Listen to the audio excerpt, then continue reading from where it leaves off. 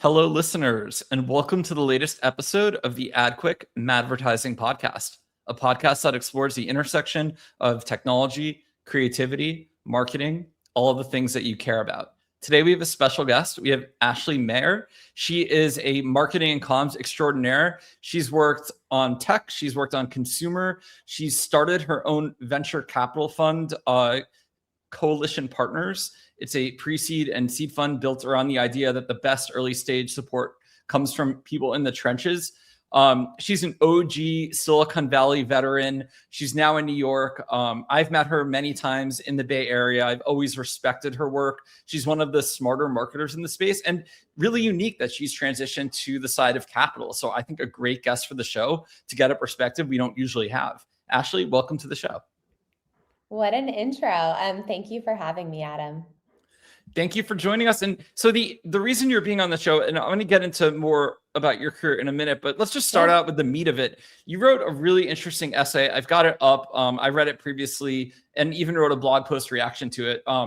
Great. It was called "We Need Better Stories About the Future." It's on her Substack. We'll link it at the end. But that was the genesis of having her on the show because she points out something that I've thought for a while, and she put it into words better than I have, on the fact that like all of these AI companies aren't very good at narrative. And maybe the tech industry more broadly just isn't very good at marketing here. And it's something I know a lot of marketers on the agency side are frustrated with. They see things, certain tech companies do that frustrates them.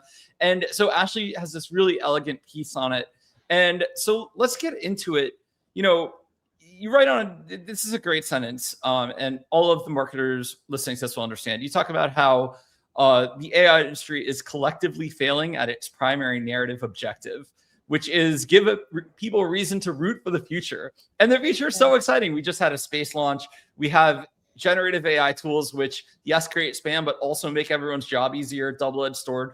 But anyway, I think it's an exciting time, but it seems like a lot of the media and what's going on isn't. And so do you want to talk a little bit, Ashley, about whose fault is it that this has started to happen, where there is this sort of so much doom narrative and there's like this anti-tech sentiment?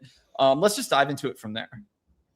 Yeah, I would love to. And Adam, this is also something I've been thinking about for a really, really long time, and finally sat down like the other weekend and was like, I have to at least like try to put this into words, because there is this crazy disconnect between, for me, the work I get to do every day as an early stage investor, working with startups.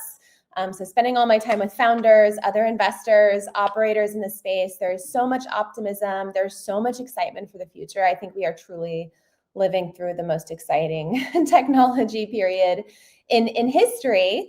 And so that's amazing. And so I at the end of my days, I'm like buzzing with excitement. And then I go online, and the headlines I'm reading, the tweets I'm reading, the video clips I'm seeing are so doomsday. They're, Mustafa Suleyman from Microsoft talking about how all white collar work will be automated within 18 months. Even Dario from Anthropic, which is, I would say, generally a company that has a more positive orientation, talks about job automation. The headlines are about rising electricity prices or people committing suicide after going down crazy rabbit holes with chatbots. Like, it's really dark. And I think these are the stories that are filtering out to people outside of tech. And so for me, on a personal level, that disconnect frustrates me, because I'm like, oh, there are so many good stories. There are so many incredible things that are possible today or going to be possible in the future that will absolutely blow people's minds and change our world. And yet the way we're campaigning outside of tech is incredibly negative and doesn't let people have a glimpse of that future that so many people are building towards. And I kind of have two theories as to why. I didn't want to make the post too complex. So the one that I focused on, because I think it is the main one, is that a lot of the biggest players, especially in AI, their primary audience is investors, right? CapEx is unprecedented for this wave of innovation. Apple seems to be the only big player that is like sitting that trend out, which is ironic because they used to have like the largest CapEx compared to their peer set. But like OpenAI just raised another $122 billion, right?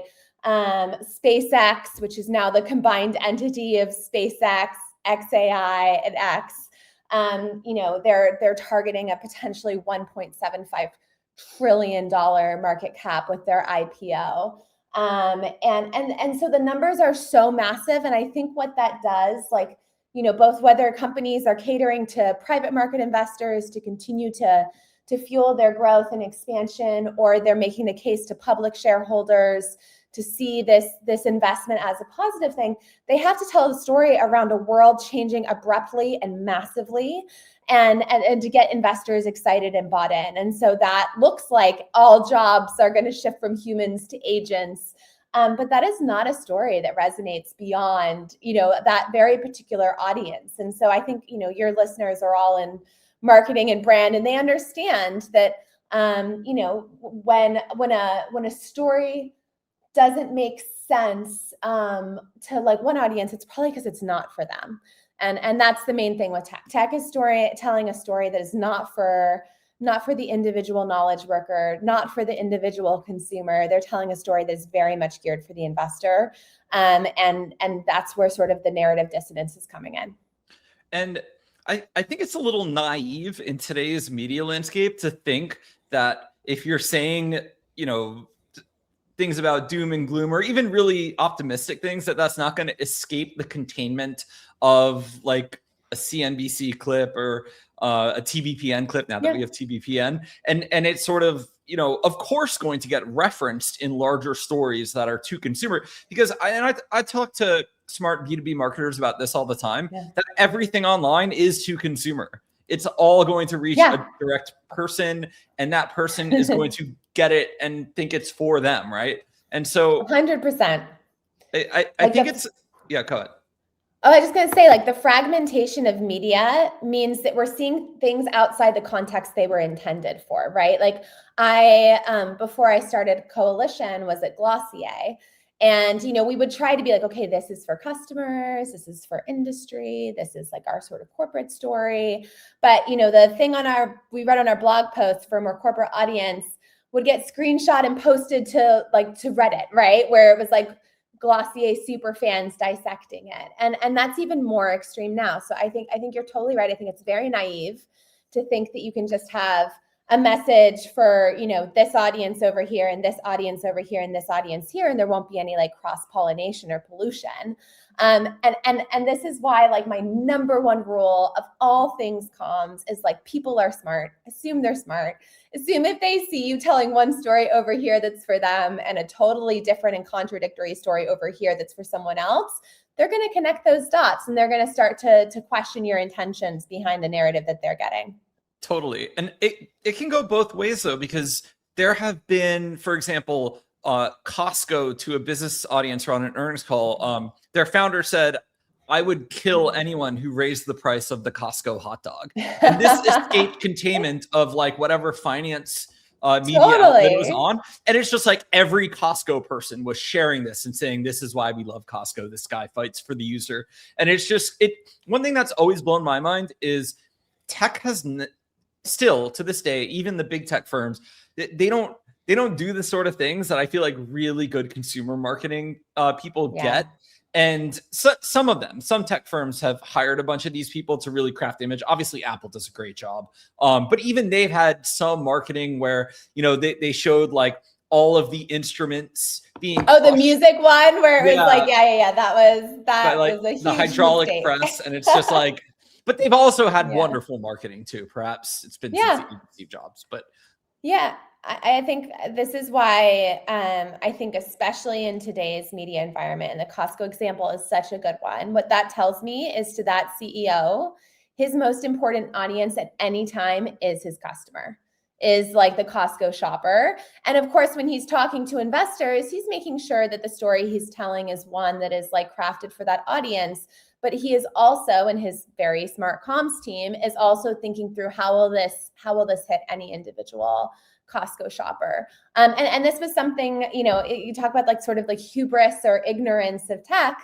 It was really interesting. So I started my career at Box. I was there for 6 years through IPO. So very much indoctrinated in enterprise software, the cloud and mobile platform shifts. and Silicon Valley. And, it's like, oh, like the best marketers in the world must be here because everyone's so smart and we're building the future. And then I did a 3-year stint in venture, and, it felt even more that was like the state of the world. And then when I went to Glossier, I was like, oh, these like brand people are way better. There are places outside of tech that understand consumer marketing so much better than like the best tech consumer companies. And so I think there is like, a fair amount of hubris that prevents tech from, the latest Super Bowl ads, I think, were a great example. Like, I loved Anthropic's ad because I thought it was very much for me. It was very insidery, like wink, wink. Like, I think the Venn diagram of people who are like, love the rivalry with OpenAI and also watch Pluribus. Like, we were very satisfied with the Anthropic ads.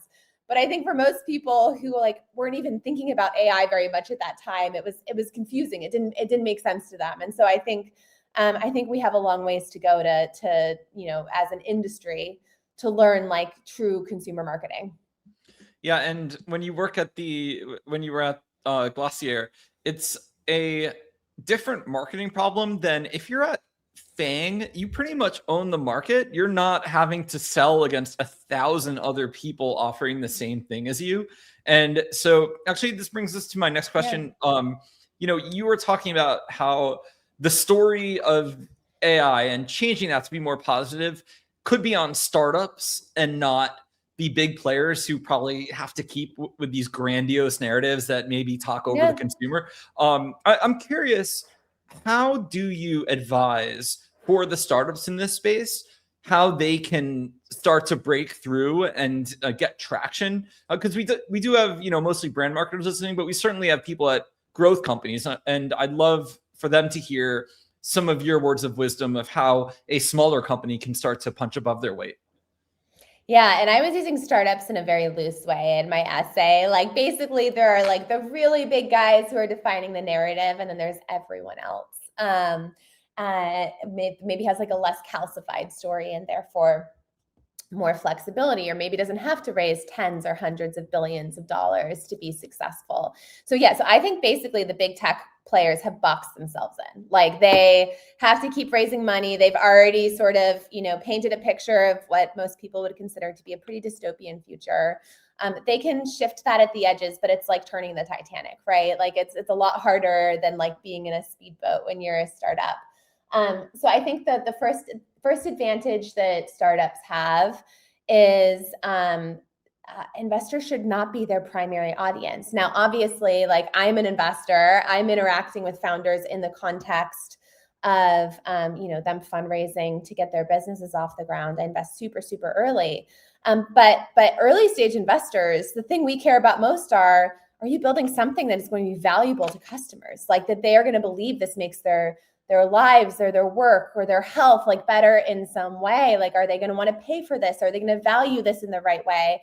Are they going to give you a chance to build like a massive business? And so the sort of narrative incentives early on for companies are like, it's very aligned between the investor audience, the customer audience, the employee audience. Obviously, hiring is really important to early startups. And so I think there's a lot of default mimicry in tech. You see what the big players are doing, and if you want to be big like OpenAI someday, maybe you try to do that too. And in fact, I think no, like, throw that out the window. You have a real structural advantage that the most important story for your business is the story for your customer, and that story for your customer is what investors are assessing. It's what early employees are assessing. And then to maybe get like a little bit more tactical, what falls out of that is the way you tell your story, that like the story itself can be very different. And one of the points I make in my essay is, I think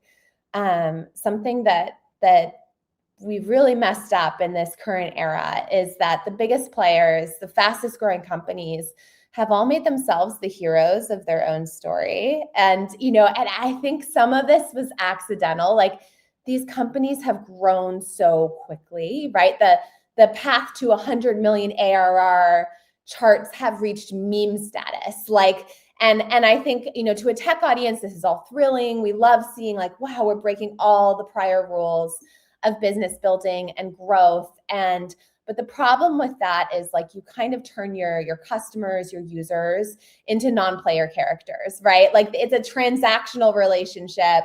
We care about you because you fuel more growth for our company. And so our company can raise at higher and higher valuations, which by the way, now we're publicly announcing. We didn't used to do that quite so overtly.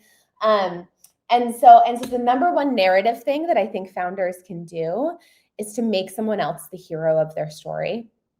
And, that the sort of classic examples like, oh, your customer is the hero of your story. But I think it can be more expansive than that. It can be, your customer's customer. It can be like an idea or a principle. It can be an industry that is being transformed. And I think that's so much more powerful than just telling a growth story and telling a sort of company value creation, valuation story.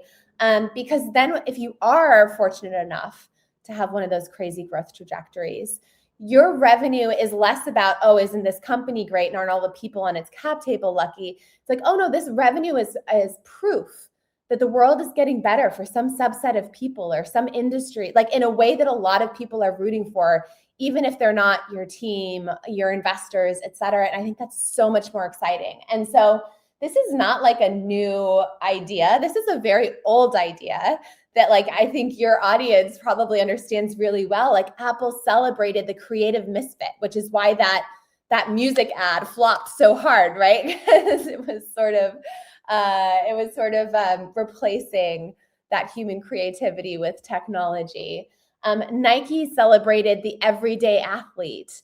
There's so many amazing examples of like the best brands understanding that you center someone else. You don't center yourself in your story because it's so much more powerful and so much more inspiring when you do that. Even companies like, Figma, it's about the designer, or Canva is about the non-designer having these tools. So I think like this is actually more of a return to core principles. We've veered away from that.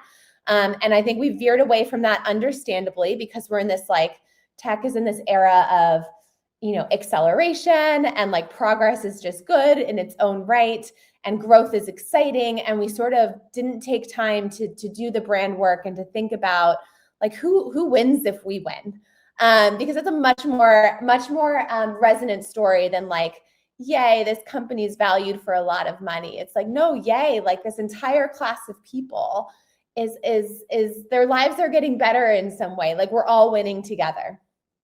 Totally. And I give some tech marketers a hard time, but there's also, I love that you mentioned Figma. They have a great marketing story. Yeah. There's a company I worked on when I was a consultant a long time ago called Splunk. You've heard of them. And they made the data engineers the heroes, and they had all these nerdy taglines that only an engineer would understand. And it was very focused on their users. And so I love when companies do that. They were like, IPO'd at like a $20 billion valuation. So I think there's a lot of money in doing marketing really well in such a way that people actually love you. I think it's sort of this underrated thing. When you get it and you've seen it work, I think it makes more sense than, some VCs who might, I saw, there's always VCs saying like ads and marketing are bad. Every, few months, someone says something like that for engagement. I think, what's his name? Bill Gurley just said something about, paid ads are bad. And it's like, I hear what he's saying, but I think like the internet has changed a lot, where you used to be able to build a company totally organically, and all of your links that you shared on social media went to the followers of your brand. You could rank and search easily, but the world is changing. And I don't think having paid in the mix is necessarily a bad thing, especially when so many products that used to be free, ironically on the back of VC money, are now pay to play. So you have to pay because of things that, VC sort of did early on. And that's okay. It's okay to allocate some budget here, but it's just interesting to me how like a VC like yourself who really gets marketing, I think you have a real advantage in how you advise your companies, not to necessarily be hubristic of, oh, you can't do X or Y, or, you should only do it this way. It has to be organic growth or it doesn't count or whatever. It's just interesting when you talk to different people about marketing. Yeah, it's so funny. And, Bill Gurley's legendary, so I won't I come like for Bill a lot, him. by the But way. I have his like, book. but I will say, like, a lot of the VCs pontificating have never done this role inside a company. And that is part of the problem sometimes with getting all of your startup advice from VC Twitter, is that, it's one thing to cook up some like sexy sounding tweets and put them out into the world. And, right now the algorithm rewards things that are edgy or will infuriate certain people. And that's fine. And that's just like the way the world is. But like, take everything with a grain of salt if you're a founder and you're watching. And I really think like, the thing I love about the early stages, you got to try a lot of things. Like you can't be too dogmatic, right? Like you can't be like, oh, we're only going to do organic. Now you have constraints. And so probably a big part of the reason why early stage is such a good fit for me and why I hope I'm helpful to my founders is you don't have huge budgets to put towards growth, right? And so, and even if you are going to put money towards growth, you don't have a lot. And so your like message really has to land. And I think maybe the Bill Gurley tweet was a bit of a reaction to, but I feel like marketing sometimes swings between these extremes where it's like all the art or it's all the science. And, we go through these modes where it's like, oh, like we need a cracked growth marketer and that's how we're going to grow. And it's like all of these things have to work together, right? Like you have to have the brand story and narrative, and you have to know who your customer is and what they care about for then the money you pour into growth to actually really return. And every now and then there's some like arbitrage and some hacks that maybe make some people more successful than they otherwise would be with those campaigns. But I'm a believer that you sort of got to think about all the pieces together. But the story is the most foundational piece. And if you don't know who your customer is and why they should care about your products, like none of the other stuff is going to work. Yeah. And I also think AI is going to bring us to a place where the growth hacks start to not matter because they're going to get so smart. You're not going to be able to hack your way in. It's going to recommend the best or the most specific thing for a user. So you better be really good at what you do because you deserve to show up in the AI, just like you deserve to rank in a search engine. And frankly, I think Google is pretty good at this point of showing like the result that's best for you. And it's not, overtly pushing like really bad things, like kind of the things that deserve to rank end up ranking and the junk ends up getting delisted. And I think AI will be that even more. And what will matter even more in AI is brand. You want people specifically going in and asking about your company, just like they do in search. And the way that happens is by telling a good story. You tell a great story, people hear about you, they want to do their research on your company, no matter what you are, whether you're B2B or B2C. And, the brand story is ultimately what drives pretty much everything. And I think it's going to even more in the future. Totally. I think we're in this, like, we're in such early innings with AI and sort of like LLM search or whatever, whatever term you want to use. And so there are arbitrage opportunities right now that I think people are over indexing on. Like you read these stories. There was some reporter, I forgot where he publishes, but he did this test where he said he wrote a blog post about winning some like food eating competition and ranked like the reporters who won those competitions, and then it showed up in LLM search like which report, because we're so early. And these tools do not have the like literal decades of experience that like Google search does. There are some opportunities to get crafty. But I get frustrated when I hear founders say their entire strategy is to just flood the internet with like, AI slop, just like content marketing on steroids. And maybe that works now, but I think that's like, as more people do that, that's going to have diminishing returns, and that will not be seen as signal by these platforms. And so I totally agree with you. And I think story and brand really matter. What other people are saying about you organically is going to really matter.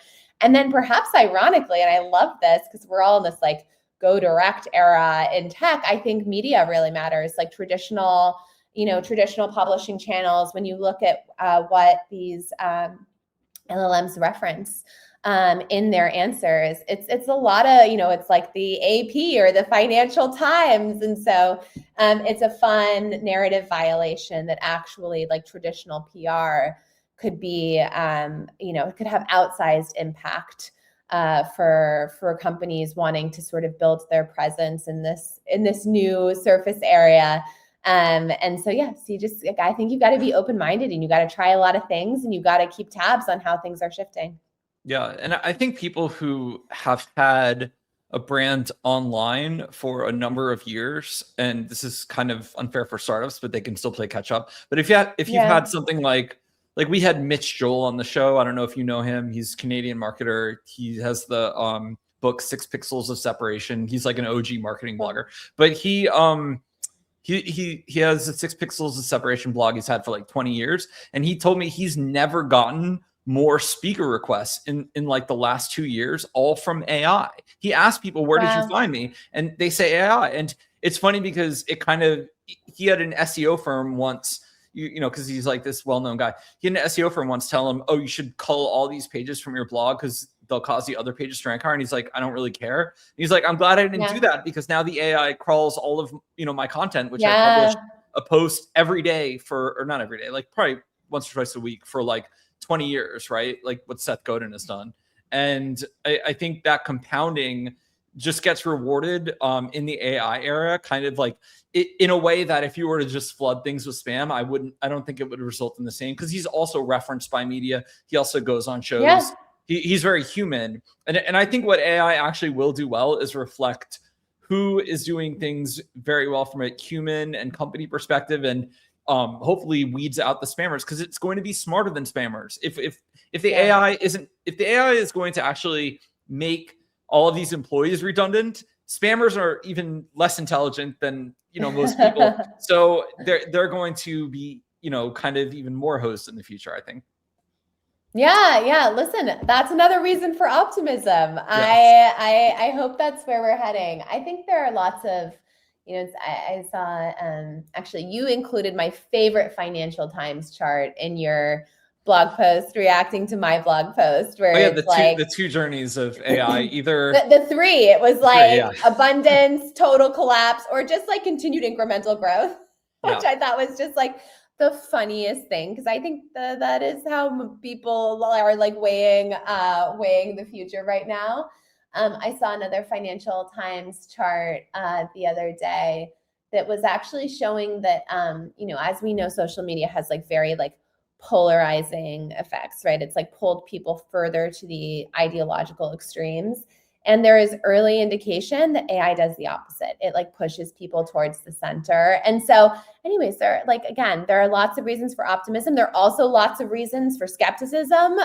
So, I'm not like an apologist for all tech decision making, but it is fun to think about, like, how could the world get better? And not just how could it get better, because I think we have this maybe because we're in this accelerationist moment, and because AI is non-deterministic, and because if you pay attention, you can tell even these OpenAI and Anthropic, they don't really know like what the timeline is or where things are going or even how everything works, right? Like AI is a little bit of a black box. It feels like we've kind of just thrown up our hands and we're like, well, like what's going to happen is going to happen. If it's doomsday, it's doomsday. And all that matters is that we beat China to AGI or whatever. And I'm just like, that is so lazy. Like we are like architects of this transformation. And so we both need to think through like, what are the potential positive futures and actually work towards them. And there are lots of good people doing this. I think that just doesn't actually show in the sort of more macro narrative around tech right now. Yeah. And regarding the chart, there's the famous quote, bulls make money, bears make money, hogs get slaughtered. And hogs go both directions. If you're overly bearish, you also get slaughtered. And so the middle scenario of AI-enabled growth is the one that will annoy all of the zealots. So I think that makes it the most likely. Honestly, it would be like the funniest future is if things just get incrementally better. Like, and it is the, so I used to work for Aaron Levy, who is he's great, by the way. I love Aaron. He's fantastic. CEO of Box. He's been there for like 20 years. We went to high school together. One of the best and internet posters too is a CEO. Oh, so good. So, I mean, he's very, very funny. But I also think the role he's playing right now is a little bit more of a nuanced role, which is like a hilarious thing to try to do on Twitter/X of all places, because there's very little nuance these days.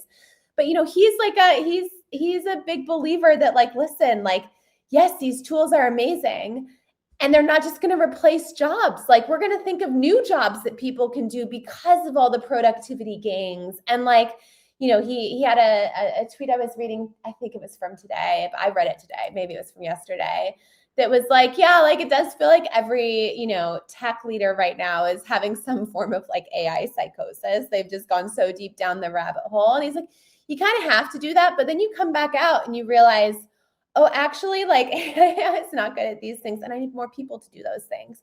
But AI can do these things. And so it's just like, I want more conversation that's like, yes, this is actually going to be disruptive in a lot of ways. And so we need to like plan for that and figure out how we like, how we prepare people for that. But also it's going to be so creative. There's so much abundance on the other side. And that's also something we can prepare for and get people ready for and help people make this transition. Because I just think the laziest narrative is that like every human is going to be replaced by an agent. That's just obviously not how the future is going to go. It's going to be so much more interesting that, and so much more nonlinear. And so I'm like, let's have the messy conversations. I'm so ready. Yeah. Or the machines free us and we all have EBI and we're like running around like the Eloy in the movie The Time Machine, which could be true too. It's funny. No one's really telling anything close to that story. And the thing that cracks me up is that the people who are most AI pilled are like, they seem to be working harder than they've ever been working. Oh, like totally. They're like constant vibe coding. And so there's no one who's like, oh yeah, I'm using OpenClaw, and now I have agents doing this, and this, and I just spent more time with my kids. Or I took a walk in the park. Like, yeah, you don't see any of that. I hope it's happening somewhere, and those people are just like, I'm going to keep this to myself. But you have to look busy online, or your investors are going to get mad. So totally, there's like this performative productivity that is very in vogue right now, and it's fine. But I'm just waiting for the AI influencer who's like, yeah, I don't actually work anymore. Well, there's always been people who, and you see sometimes they post on Reddit, like, I've automated like 80% of my job and, I'm never going to tell anyone. And there's always stories like that. Then, kudos to those people. Yeah. If you can do it and everything works well and you're making your life easier, good job. It feels like the modern version of during the pandemic when there were like software engineers who worked at 3 different companies when companies went remote. I still never understood how anyone did that. Maybe because I'm like pretty vocal about my job online since I'm in marketing. But I guess, if you're an eng, maybe you could get away with it. So Ashley, everyone on the show, I asked this question and it's gotten progressively harder since we started the podcast. Oh, no. It used to be an easy question. This is a hard question for people now. And it's a stupid question. And yet it's difficult. So if you're a young marketer, what should you do as you graduate college or enter the workforce in the age of AI? I feel like this question used to be straightforward, and now I've asked guests and they've had to sit for like 30 seconds and think about it. Oh, I have an answer to this because it's also how I try to keep myself honest, and I'm no longer a young marketer.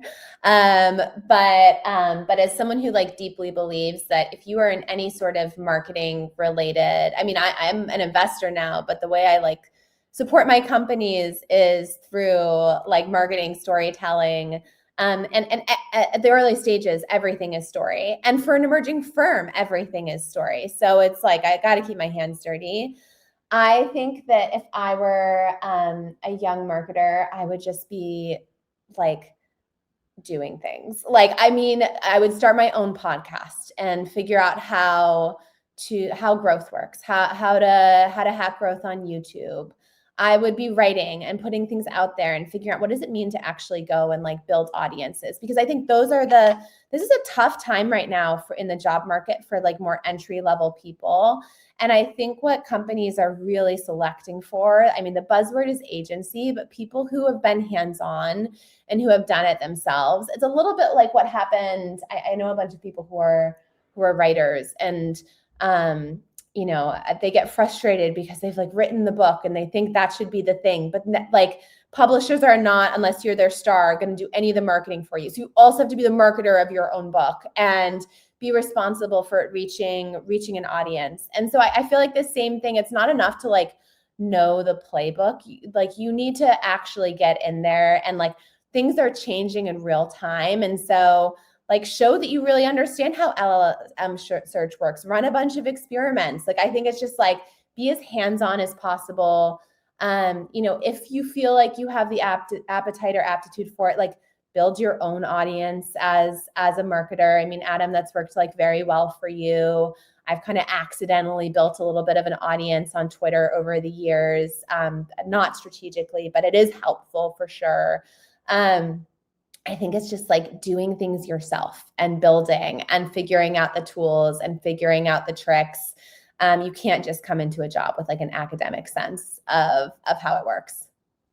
Yeah, I love that. And truthfully, some of the best hires for my teams weren't people with a trad education. They were someone who like built an app or a blog on their weekends and just played around with it. And they're just like ready to, you know, create things. They don't need to sit in 10 meetings to figure out what they're going to do. They'll just, you know, start executing. And I think that's amplified in the age of AI, because you can run so many experiments so cheaply that, you know, why not try more things? And you don't have to be technical to build things. Like, that's amazing. So I think it's like, it's never been a better time to be able to show your value ahead of it. Used to be you had to wait till you were in a job and you could be trained up. And now there's both like abundant information out there, but also abundant tooling. And so go forth. Totally. I love that. Ashley, where should people go to connect with you? And we'll also put some links to find you in the show description. Oh, amazing. I'm probably most active on Twitter. My Twitter handle is just my name, Ashley Mayer. And my DMs are open for better or for worse. And then I'm also on LinkedIn, findable there. And, you know, have a venture website, coalitionoperators.com. I now have a Substack publication, although it only has one essay under it. And I have not optimized the publication, but I named it Safe Space, which is a pun that only works if you know in venture. This sort of like a core instrument for financing is called a safe, all caps, and so it's like a little bit of a play. But yeah, find me on the internet. I'm there. I'm pretty reachable. Awesome. Well, thank you for joining us. This has been a great episode, and join us next week for another episode.